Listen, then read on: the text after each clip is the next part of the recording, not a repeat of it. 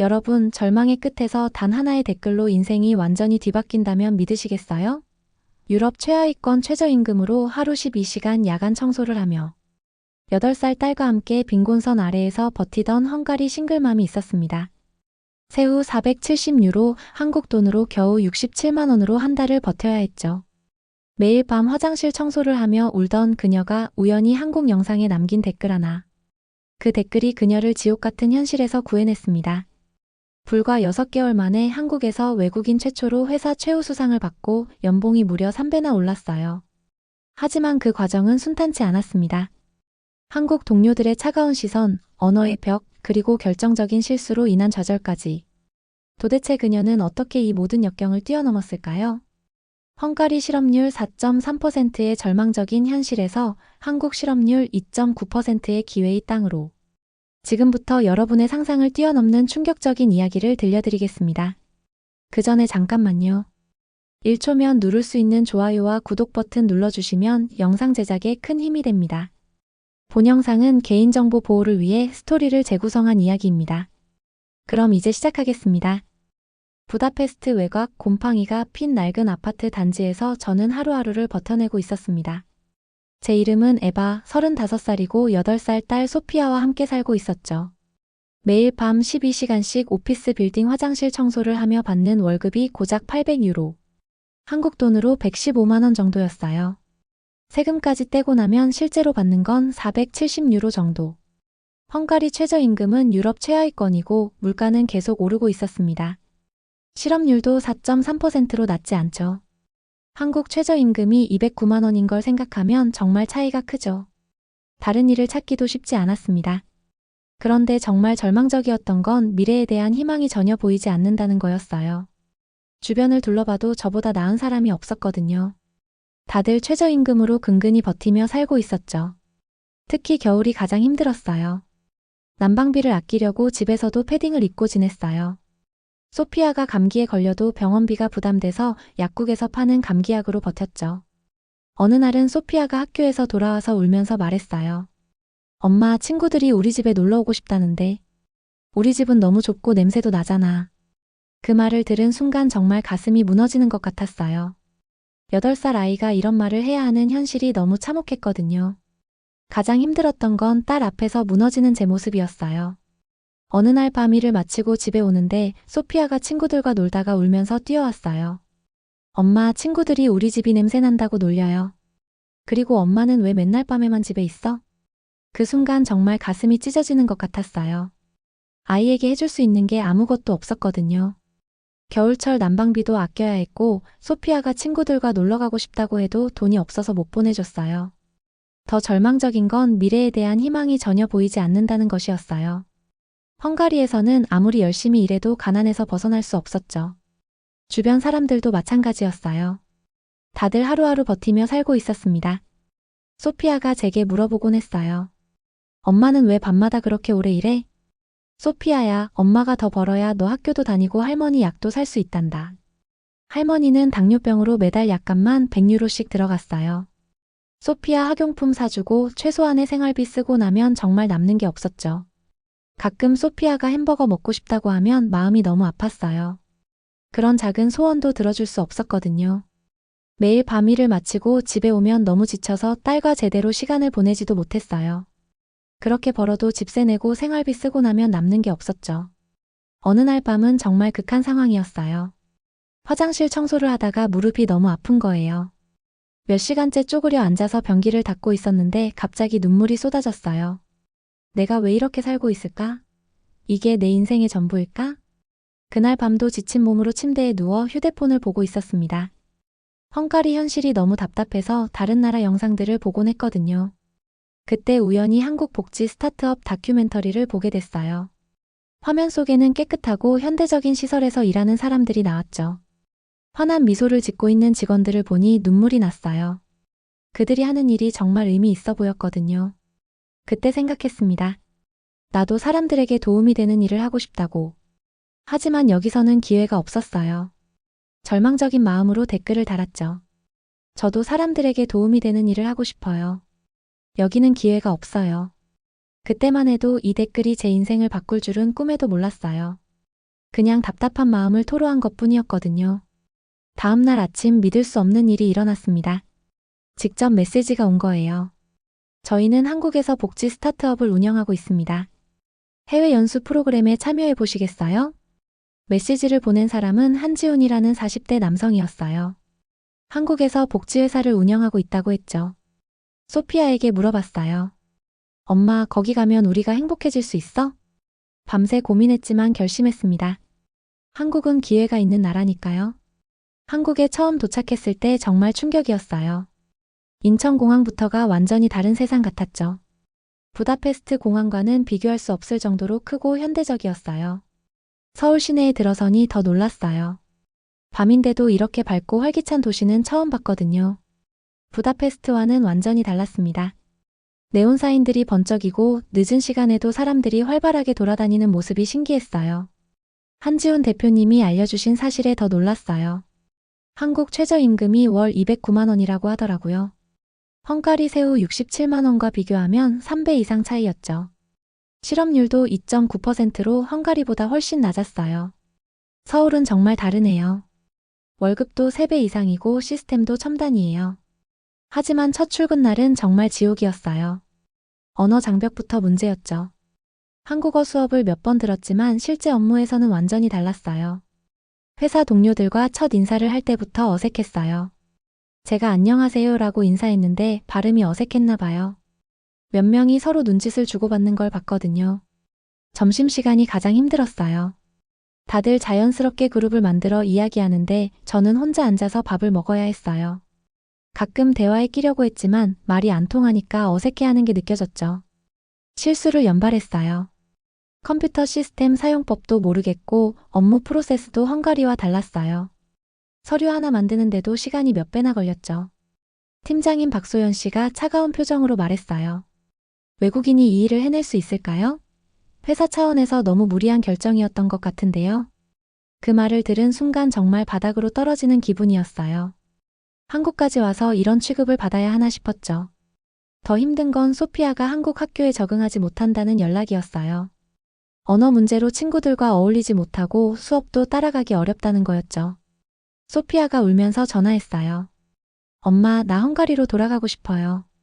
여기 애들이 내 말을 이해 못해요. 그 순간 정말 모든 걸 포기하고 싶었어요. 내가 잘못된 선택을 한 건 아닐까 하는 생각이 들었거든요. 며칠 후 더 큰 실수를 했습니다. 환자와 소통이 안 돼서 작은 사고가 일어났어요. 환자 가족들이 항의했고 박소연 팀장이 저를 불렀죠. 에바 씨, 이런 식으로는 안 됩니다. 그날 밤 소피아와 화상통화를 했어요. 엄마가 잘못했어. 한국에 오지 말 걸 그랬나 봐.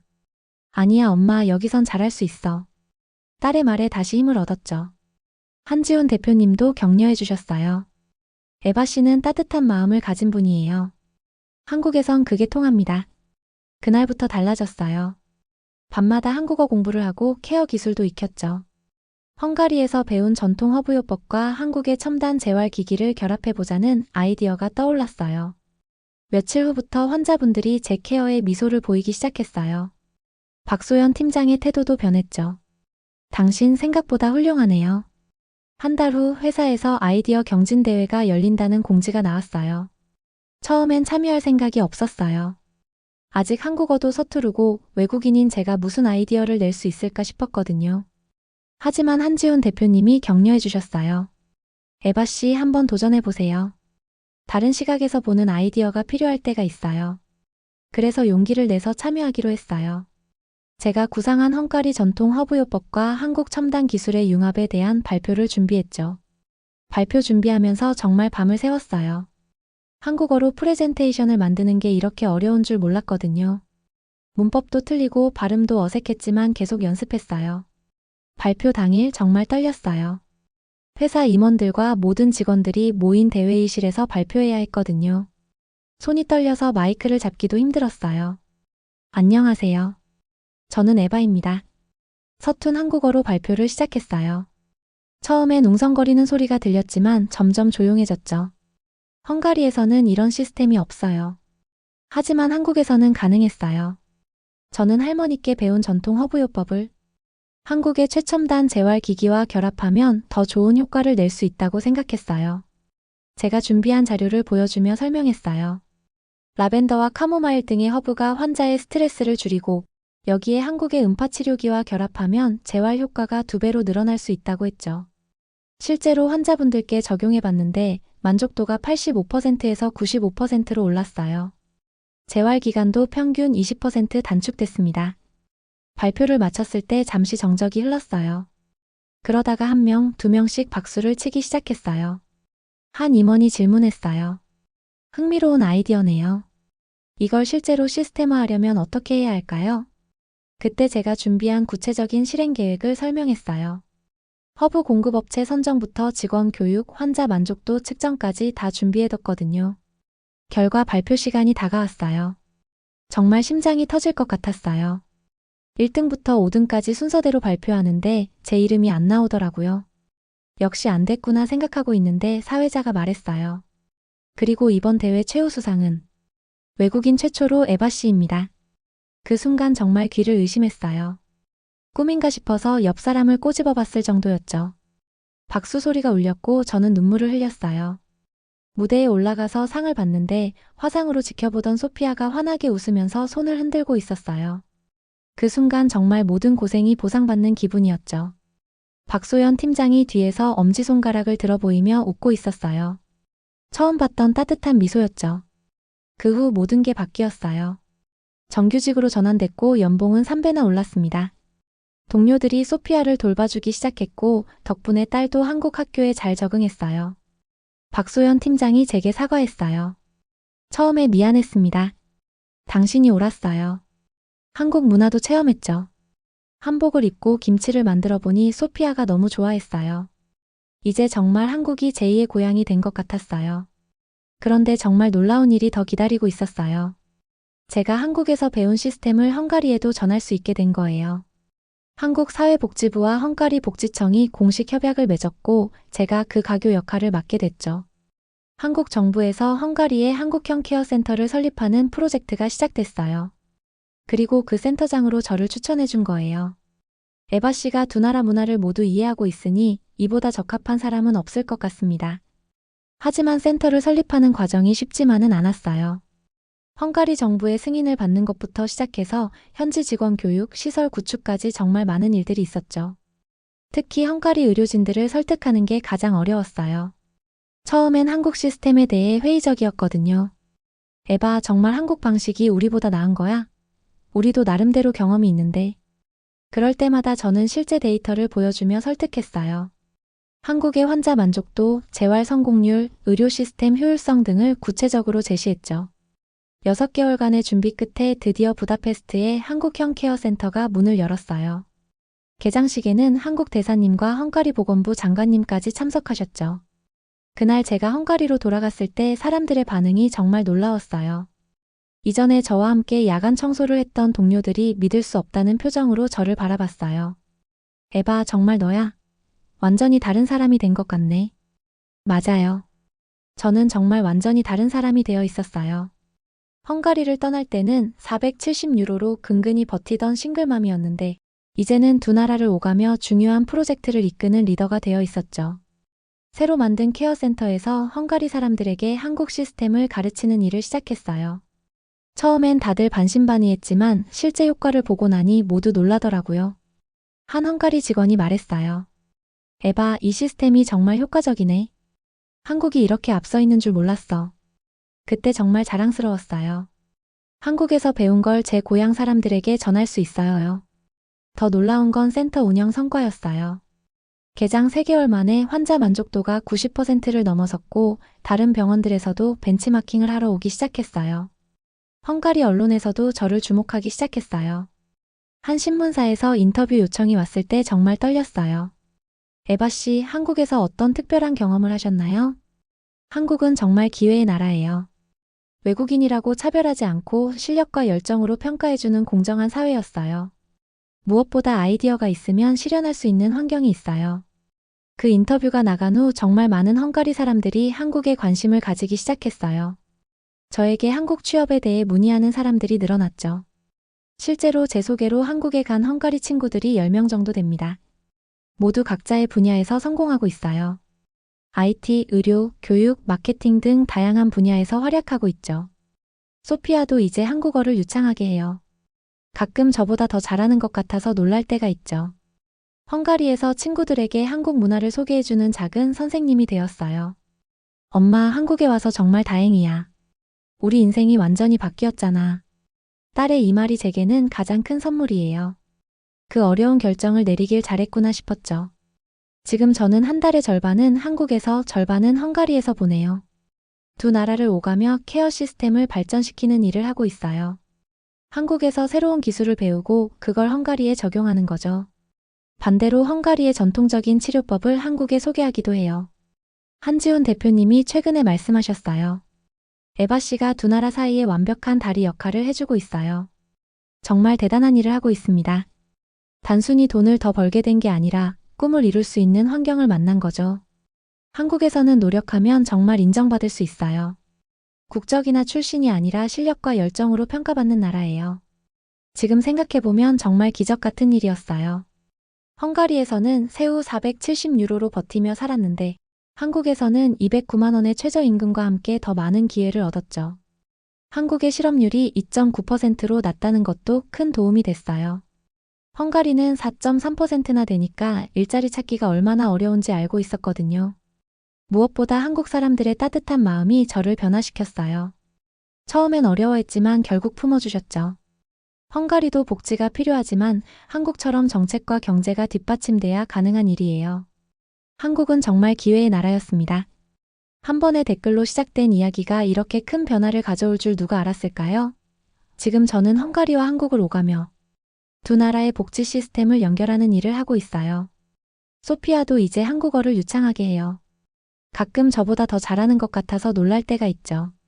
엄마, 한국에 와서 정말 다행이야. 딸의 이 말이 제게는 가장 큰 선물이에요. 단순히 돈을 더 벌게 된 게 아니라 꿈을 이룰 수 있는 환경을 만난 거죠. 한국에서는 노력하면 정말 인정받을 수 있어요. 헝가리 세후 470유로에서 한국 최저임금 209만 원으로 유로를 원화로 환산하면 4배 이상 차이지만 실제로는 그보다 더 큰 변화를 경험했어요. 기회 자체가 달랐거든요. 이제 저는 두 나라를 잇는 다리가 되고 싶어요. 한국의 시스템을 헝가리에 전하고 헝가리의 전통적인 방법을 한국에 소개하는 일을 계속할 거예요. 한국에서 배운 가장 큰 것은 포기하지 않는 마음이었어요. 어려워도 계속 도전하면 언젠가는 길이 열린다는 걸 알게 됐죠. 지금도 한국에서 저처럼 새로운 기회를 찾는 외국인들이 많을 거예요. 제 이야기가 그분들에게 작은 희망이 됐으면 좋겠어요. 한국은 정말 따뜻한 나라예요. 처음엔 어려워 보여도 진심으로 다가가면 마음을 열어주는 사람들이 많죠. 제가 한국에서 얻은 건 단순히 더 나은 일자리가 아니라 꿈을 현실로 만들 수 있는 기회였어요. 그 기회를 잡을 수 있게 해준 한국 정말 감사합니다. 오늘의 사연은 여기까지입니다. 여러분의 생각을 댓글에 작성해주세요. 지금까지 저는 코리아 감동 채널의 지연이었고요. 구독과 좋아요는 영상 제작에 아주 큰 힘이 됩니다. 오늘도 행복한 하루 되세요. 감사합니다.